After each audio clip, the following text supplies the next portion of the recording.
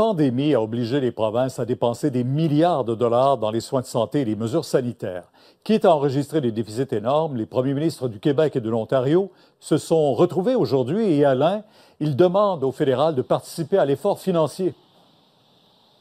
Oui, et on le sait, c'est une demande récurrente d'au moins une vingtaine d'années, tout gouvernement confondu, avec le Conseil de la Fédération qui va arriver à la fin du mois. On veut augmenter la pression sur le gouvernement fédéral pour augmenter ses permis de transfert. Et aujourd'hui, on compte sur l'amitié qu'il y a entre Doug Ford et François Legault pour faire pencher la balance.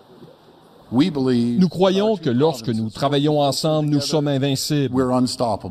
Martel Doug Ford, au terme d'une réunion de 2 jours regroupant 8 ministres. La demande est traditionnelle, les coûts de santé explosent. En plus de la COVID, le vieillissement de la population les fait augmenter de 6 % par année. C'est probablement un des plus grands défis qu'on a. Une facture annuelle de 200 milliards pour les provinces. 158 milliards sont financés par les provinces.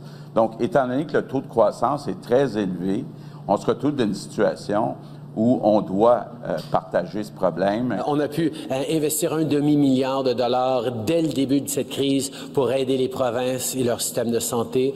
On a récemment conclu des accords de 19 milliards de dollars pour les provinces, y compris pour le système de santé. Mais on va continuer d'être là. Ottawa a déjà envoyé beaucoup d'argent pour aider les provinces à traverser la pandémie. Merci pour le chèque, a répondu François Legault, mais qu'en est-il pour l'an prochain? Les sommes qu'on a eues jusqu'à présent du gouvernement fédéral, c'était des sommes qui n'étaient pas récurrentes. Donc, il faut avoir des sommes récurrentes pour, entre autres, embaucher plus de personnel dans le réseau de la santé.